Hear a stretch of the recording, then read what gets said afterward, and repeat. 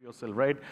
This is going to be a very interesting keynote session on kind of how we discover and decode the challenges of a marketing leader. What exactly is the journey of a marketing leader like? Ladies and gentlemen, topic right now for the keynote, journey of a marketing leader, challenges, lessons, and opportunities. We have someone very, very special with us. He's a former senior category head at Parle Products and is a veteran marketer credited with building iconic brands like Mango Bite, Creams during his 24-year tenure. Ladies and gentlemen, please give a big, big, big round of applause for Krishna Rao Buddhaji, please, as I welcome sir on stage. Ladies and gentlemen, the kind of work that he has done, I'm sure it deserves a lot louder in terms of clapping and appreciation, sir. Bahut bahut shukriya. Yeah, very good evening. Thank you so much for that wonderful introduction. So I don't have a presentation, so there was paucity of time and I requested the team that I don't have a presentation. They said, sir, aap aa jao, aap aisi baat kar lo. So, yeah, I have had the opportunity of spending about almost 3 decades in marketing and of which almost about 24 years at Parle. So I thought this is a wonderful opportunity for me to share the journey and the kind of challenges that I sort of as a professional faced and how I sort of converted them into opportunity and what are the lessons learned. So I have had the opportunity quickly to sort of take you through the journey. So I've had the opportunity to work with organizations like Maxwell Apparels. Maxwell Apparels, if you all know, is a VIP group company with brands like VIP, Frenchie, Bonus, Designer, etc. Thereafter, I went on to join Uncle Chips, so managed the salty snacks portfolio there. Before joining Excelsior Foods. Excelsior Foods was a joint venture between Dabur and Nestle. And from there on, I went on to join a startup company called Gold Cross, which was essentially into pharma OTC. And thereafter, I went on to join Parle. So while at Uncle Chips, I think I sort of, I was based out of Noida. As you all know, it was based out of Noida. I got the opportunity to learn the art of negotiation. Having said that, Uncle Chips, typically even in those days, was predominantly having a dominant position with over 70% market share and presence in 5 rupees and 10 rupees price point. Even then, there was definitely a need to develop a newer price point. So there I had the opportunity to launch a new price point of 15 rupees pack, which was absolutely virtually non-existent. A 15 rupee price point. It was extremely challenging. Everyone said, the sales team was quite resistive about it, saying, "Arey sir, ye 15 wala to nahi chalne wala hai," and all. So he said, okay, so can we support it along with a promotion? And we did one spinning top actually. So though procuring this promotional item was not really easy. So we had a collaboration with Luxor, and Luxor got this tip imported from US. There were several delays, etc. in the shipments and all. But ultimately when it came, actually it turned out to be a fantastic freebie. And it went on to become a rage. So much so that actually in a short span of time, in just about 6 months, it went on to establish that SKU of 15 rupee price point. So on the sidelines, so there was a brand which was launched called Ruffles. Eventually went on to be called as Ruffles, Lay's, and eventually now in its avatar is called Lay's. Lay's was, Ruffles then was struggling, and they were also exploring as to how to actually take the market and dominate the market. And they were able to achieve that again with a very, very popular and a crazy promotion, which was Tazos. So the Tazos went on to become so popular that actually in a very, very short span of time, Frito-Lay's was able to garner a very, very dominant position. So actually, when we conducted feedback and we've conducted some study, we found out that kids in the age of about 8 to 12 were holding as many as 150, 200 Tazos. Each was offered on a 10 rupee pack. Imagine about 25 years ago, kids spending almost about 1,000, 1,500 rupees only on chips. Moving on, actually at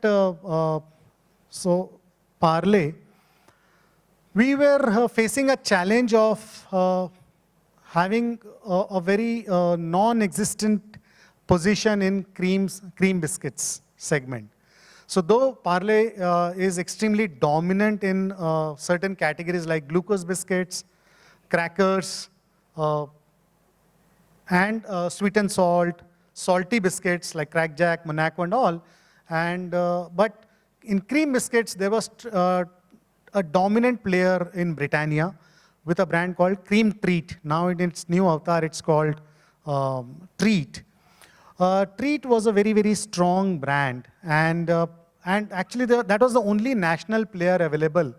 And it was extremely challenging to combat such a strong brand and make a presence felt.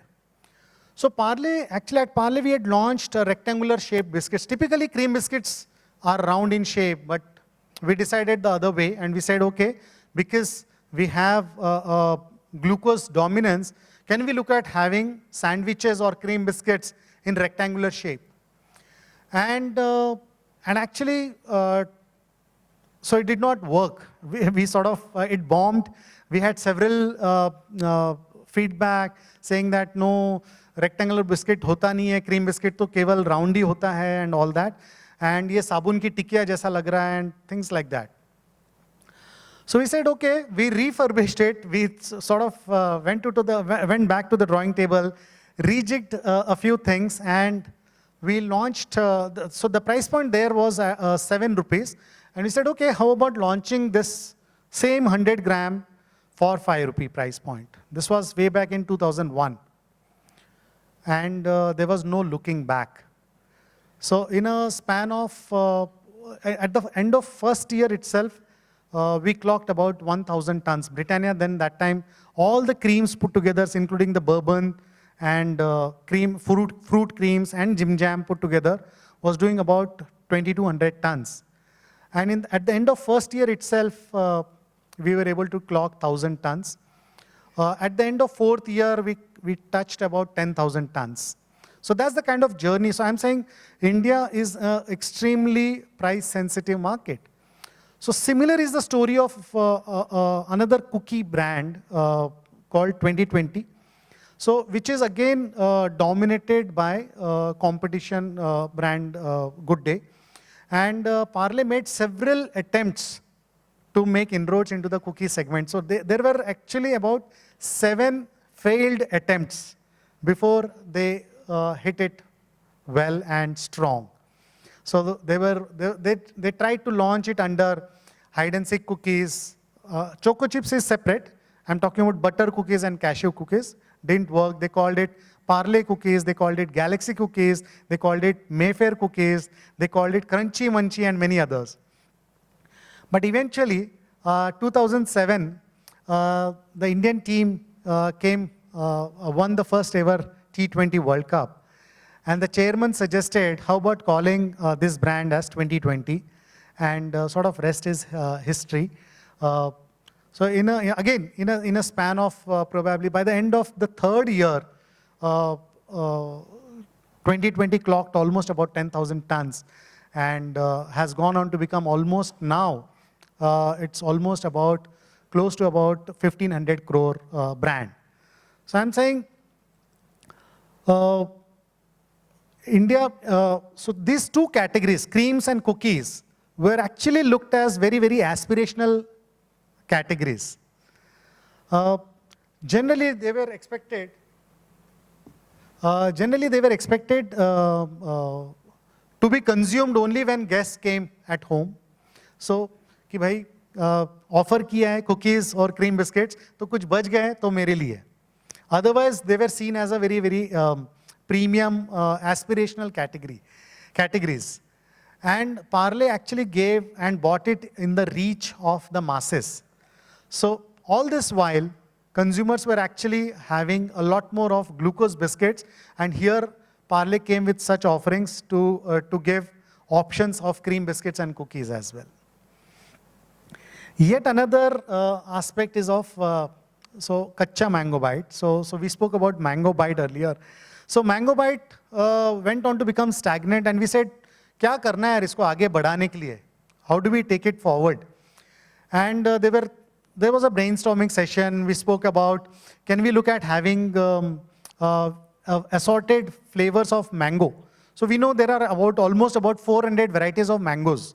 Okay, so Totapuri, Alfonso, and Langda, and Hapu, and whatnot, and Dasheri, and but someone said, यार candy है 50 पैसे की, ये किसी को differentiate भी कर नहीं पाएंगे कोई. Can we do something better, something else? And that's when the thought came, how about having a raw mango flavored candy? And Parle actually had a sort of debacle with a deposited candy line prior to launch of Kacha Mango Bite. And Kacha Mango Bite was launched, and again, it went on to become a roaring success, crossing almost about 300 crore turnover. But a word of caution. So Parle ruled for almost about 12 years before Pulse happened. Pulse from DS Group. So I'm saying never be complacent. Actually, it's a mistake which I must confess, that somewhere there were delays in taking concrete steps to take the brand forward to come up with further innovation. So raw mango flavor definitely reached audiences and they loved it, but Pulse came with an innovation which said center filled with a salt. So it gives you a taste or feel as if you are having a kacha aam with kacha curry with namak छिड़क के या masala छिड़क के. And that was the innovation, and Pulse did extremely well, as we all know. It's continuing to, so it has actually impacted Kacha Mango Bite to an extent, but yet it has been able to carve a market for itself. And most important point, Parle, while it is struggling or making its effort to move from 50 paise price point to 1 rupee price point, here is a brand called Pulse, which has been able to establish itself at 1 rupee price point. So complacency, you'll have to pay price, is the lesson that one can definitely infer upon. There are several other examples I can say. So I can move on from, say, brand launches to other aspects. Let's talk about let's talk about the digital journey. Okay, again at Parle, how it began and how it evolved over a period of time. So even before I joined, or as I joined, so Parle was already associated with digital agencies. I don't know how many of you remember companies like Contest to Win or Games to Win, Alok Kejriwal. Those were quite popular, and then we sort of collaborated. We had in-game placement for several of our brands. Frankly speaking, as a brand manager, we had zero conviction. We just felt that the money was actually being burnt. इसमें कुछ नहीं हो रहा, पैसा बर्बाद हो रहा है types का mindset था. But then I'm talking about as early as again 2000s. Okay. Again, time passed by. There were other agencies or brands, India.com, IndiaTimes.com, and Zapak, Reliance's venture into digital. So they had gaming zones, Zapak.com. So we sort of partnered with all of these, but still there was a missing conviction across all of these associations. But soon we realized that things were changing actually, and 2010 came in WhatsApp, 2011, and then we had the rollout demonetization, the rollout of UPI, very key event for the nation as such, and followed by GST rollout, and then of course, COVID. So before COVID, we were all actually asking our kids to steer away from gadgets, no laptops, no mobile phones, no tablets, etc. But during COVID times, we all actually went on to offered them all these gadgets and said, beta, padhai kar lo, class kar lo, video on kar lo, and all of that. And we actually gave them free-flowing internet as well. So that propelled overall digital consumption. And also, during the initial phase of lockdown, there was limited or no content. Consumers were bound or forced to shift to other alternative content consumption. And that led to a sort of revolution in increased time on the smaller screens. And that actually brought us that conviction. And at Parle, we sort of increased our focus on digital content as such. So much so that be it an OTT or social media marketing and all, so we've been able to leverage these extremely well. Earlier, Parumita from the panel was talking about regional focused events. So I want to quote actually almost about 15, 18 years ago, Parle was struggling to have presence in West Bengal as a market. So it was not even featuring in the top 10 brands. Can you imagine? Bengal as a market is a cluttered market with almost 30 plus biscuit brands available, regional brands out of Bengal. And Parle was not even featuring in the top 10. There was Britannia, of course, there was Bisque Farm, there was Anmol, there was Priya, Priya wale ka bhai, Priya, and Priya Gold ka bhai. And